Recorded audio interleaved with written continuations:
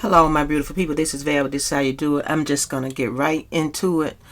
I've been still thinking about these children trying to go to these schools. For what I can see, all over the world, in different countries, in different places where children are going back to school, they have gotten the disease under control. That's why they are reopening and sending their kids back to school. And they also have precautions set up. They're wearing face masks. They're socially distancing. They're in some places the children get to school. They give them fresh masks. They throw the masks away. The mask that they have on, they have the kids take it off and throw it in the trash, and they give them a fresh mask. Then they sanitize their hands. Then they put their hands in a light to make sure there's no germs on it. Then they spray the kids down with some kind of mist to sanitize the kids while they still have their book back on, turn them all the way around, and then send them to class with their fresh mask on. Now, and then they have the sanitizer all throughout the day with the teachers getting the kids to do their hands. My thing is, our president has cut funding for testing. Before school even started, 15 days before school even started, testing need to be done on all the children and all the teachers that are going to that school, and testing throughout the year. And when those 15 days are up, the test results should be back on which kids have corona and which kids don't, which teacher have it and which teachers don't, before school can stay safely reopen. That's one way of doing things. Everybody get tested, and then get tested at least every 3 days or every week.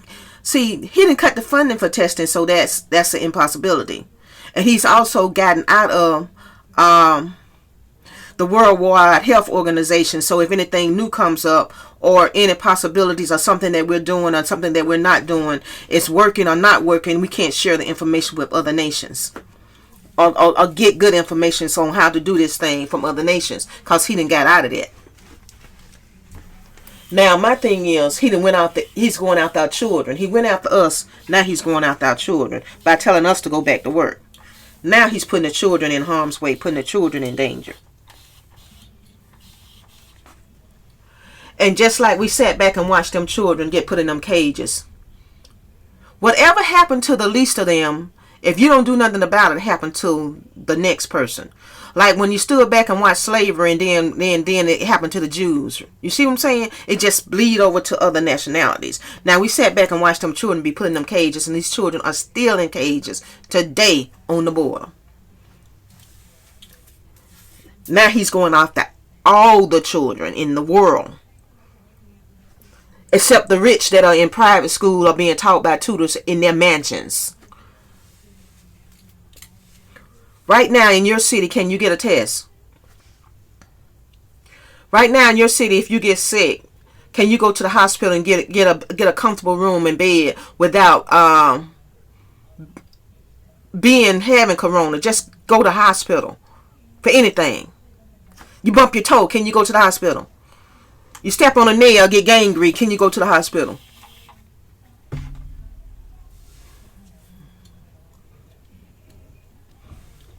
We got a madman in the White House.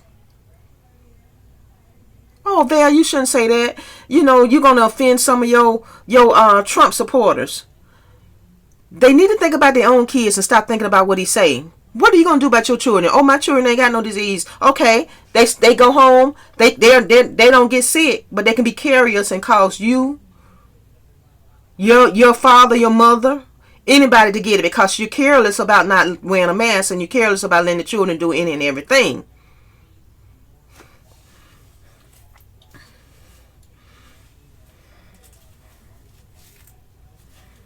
Those same cities that the president went into that were already bad off are worse off since he been there.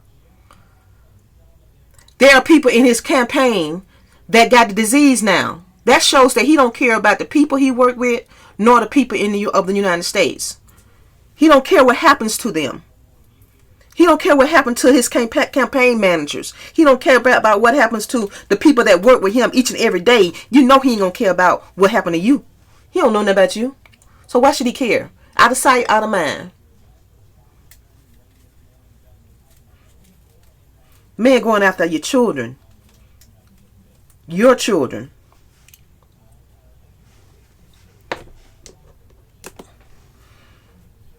You gonna let it happen? Homeschooling is the best thing you can do. And there is no law, none whatsoever, against homeschooling. They can't put you in jail for that. They can arrest you for that. We can have one person in charge of homeschooling. Have 2 or 3 children from different, within one family, go to one person's house for homeschooling every day. And then the other people be able to go back to work. That's a possibility. Okay, I got brothers and sisters and kids and grandkids. They say, well, we gonna send the kids to your house. You take all the precaution with the sanitizer, teaching them about wearing the mask and doing everything else. You keep them separated all in the living room, but everybody spread out all the way around, or across, at a different table. You got a little desk that you all went out and bought.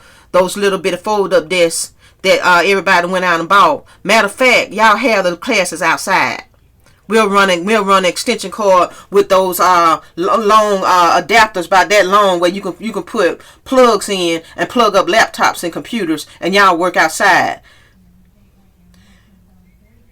You have a grill or something outside, or the children wait, and then you go in and go get lunch and fix it for them, and then and feed them. Or you have a refrigerator already outdoors plugged up. It can be done. Have a refrigerator already plugged up outside. And a propane grill to cook on. Children like hot dogs, hamburgers, french fries. They may have to eat like that while they're in school. You feed them a good meal when you get home.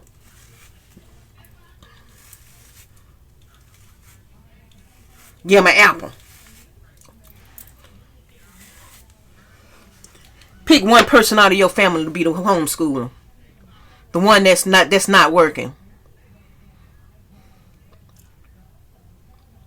And then protect yourself while you're out in that world. Wear your mask. Use your sanitizer. Use the spray. When you go to the pump, spray your pump.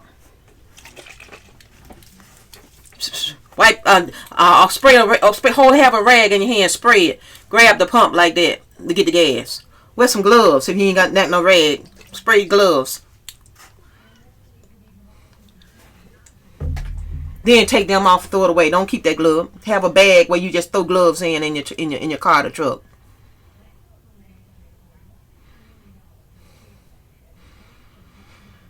I made my own sanitizer. I found me some 7% alcohol and some gel from Walmart. Let me show you this gel I got from Walmart.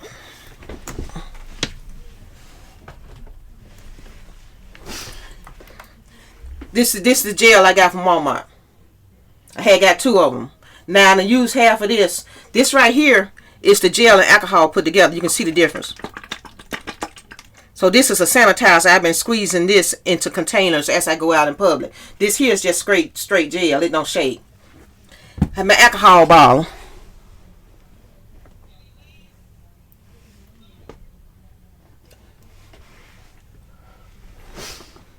I was gonna show that, but I just had a little bit of alcohol in it like that. I filled it with gel, and then made me some sanitizer with that. You do 2 parts alcohol, 1 part of this, 1 part of the gel, and then you're gonna make it like this right here. This right here is half and half. You wouldn't want half. This will have to be go down about right there, and then fill this up with alcohol, and then that'll be some more sanitizer.